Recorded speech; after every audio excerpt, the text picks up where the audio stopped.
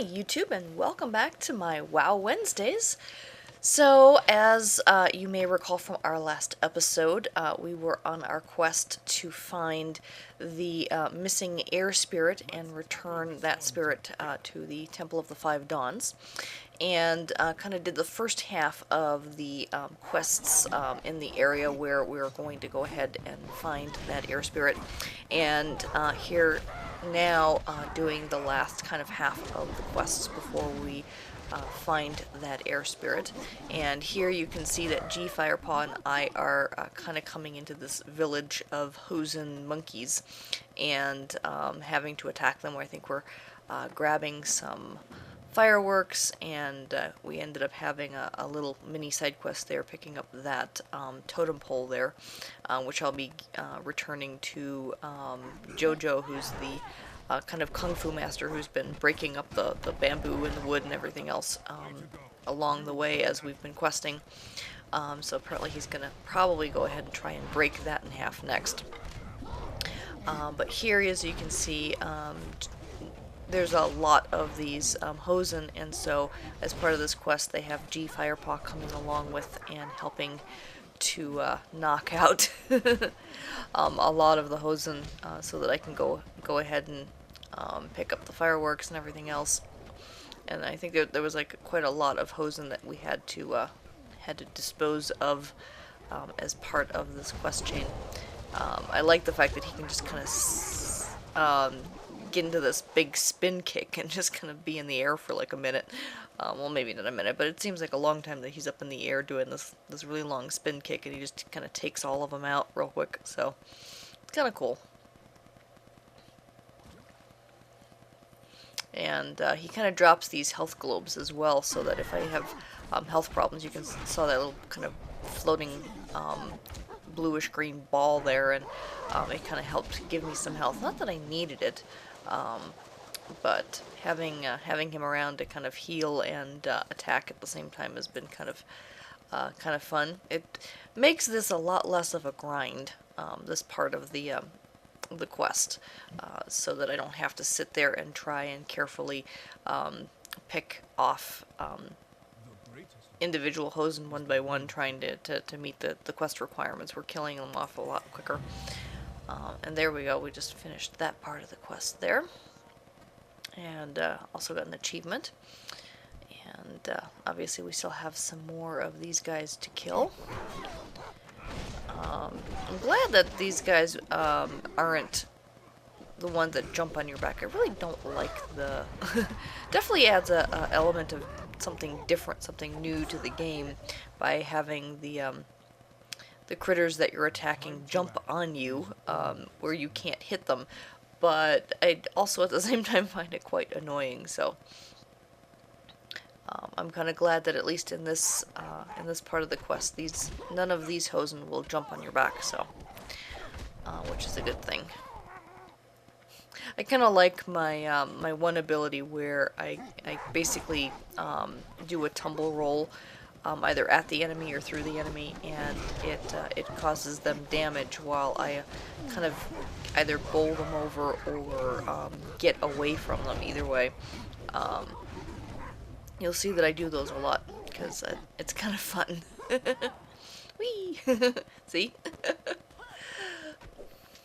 Also, one thing I've noticed since the new expansion, I mean, obviously there's been a lot of changes with the game since the expansion pack, especially with abilities and talents and all that stuff, which I haven't really played around with too much with this character yet. I'll probably kind of play around with that more when she gets to Ogremar and higher levels and that kind of thing. But I've noticed that if I have a whole bunch of enemies that I kill all at the same time, if I go and collect the loot from one of them, all of them stop sparkling. So I'm assuming that I'm just collecting the loot from all of them all at the same time. I don't know. Seems kind of... for some reason I feel like I'm getting gypped out of loot. I don't know why. But yeah, so now I have a kind of a boss battle. Not necessarily a really boss. I mean, he's not an elite or anything like that. He's just the Hosen chieftain or something that we have to go off and kill. And I'm trying to find a way to get around here without having to kill more Hosen, because I've already met my requirements for the quest, but nope, there's no way to get around them. I have to go through all of these guys first, so... Yep, and I'm rolling through those guys and bringing some more over. It's like, come on, Ji, let's help me fight all of these at once. Get as many of them fought and killed as quickly as possible, because at this point it's like we don't need them, so it's just kind of tedious to have to go through and kill them, but at least it's pretty quick with Ji's help. But here you can see there's a whole bunch of them sparkling, and I pick up one, and boom, all of them stop sparkling. So I think we're getting less loot than we used to. At least that's what it feels like. If any of you are still playing World of Warcraft and playing this latest expansion, what has your experience been? Do you feel like we're getting kind of cheated out of loot now as well, or not? You know, I would love to hear other people's feedback on that, because at least that's what it feels like to me. Another impressive spin kick over there. Alrighty, and might as well go get this copper since I'm trying to level up her mining.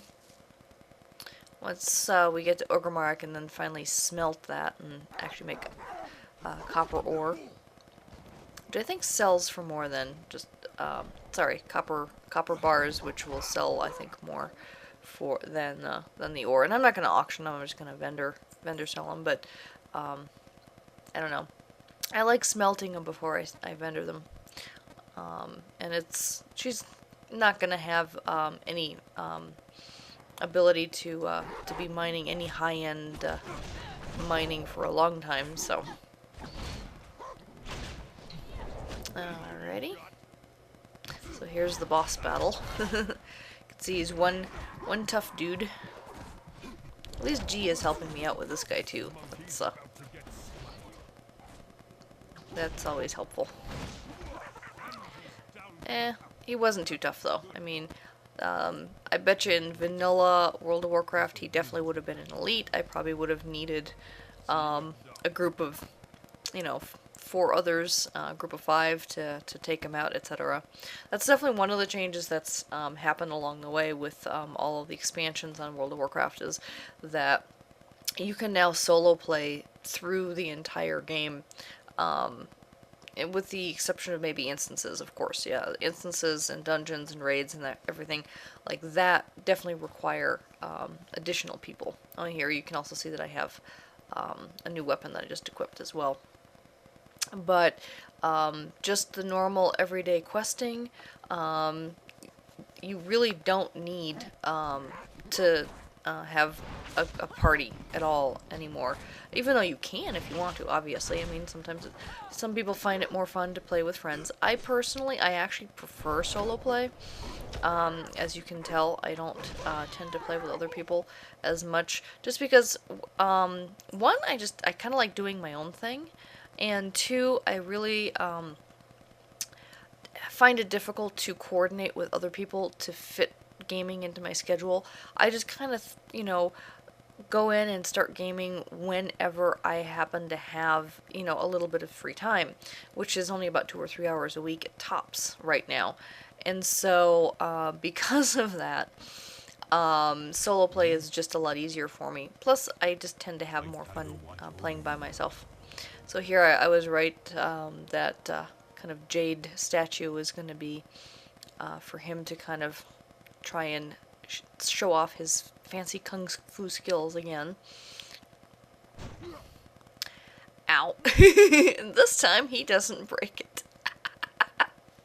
I think it's kind of funny. This could have been a funny little side quest with him running around, and he's always wherever we end up going, he's there, and he wants you to gather stuff so that he can break it.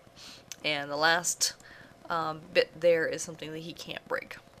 So now we've got to go and balance on these ropes to get out to Isa, to pick up the next quest, or actually drop off a quest and then pick up another one. which will then take us towards actually finding the air spirit now that we've kind of finished that. And you'll notice in the background, just kind of disappeared off frame right now, but you'll see it again in a little bit, that there's a kind of a dragon swimming around over the lake. And that dragon is actually chasing the air spirit that we're trying to find. And so now that we're talking to Isa here, and she's kind of meditating on this pillar, and the dragon just went by just again. So we're picking up this quest.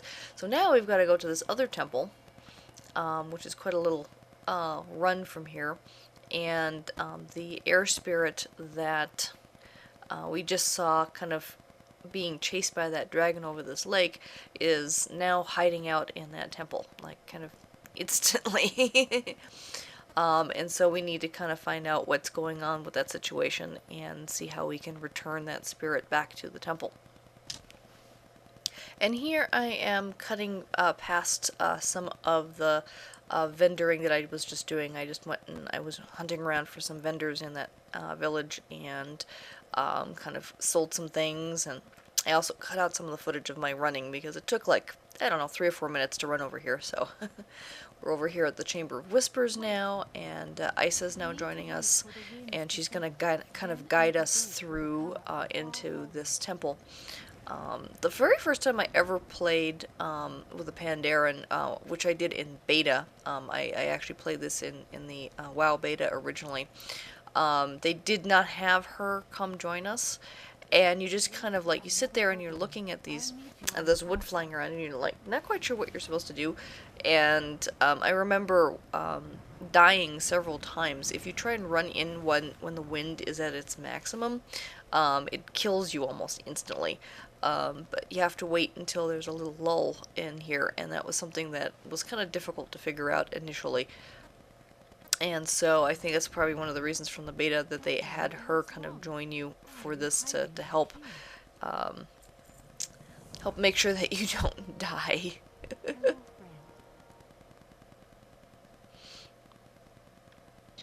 Alrighty, so now we find out that this poor air spirit is being terrorized by this dragon, and so that's the next part of returning the air spirit to the temple. Is we first need to take out that dragon outside.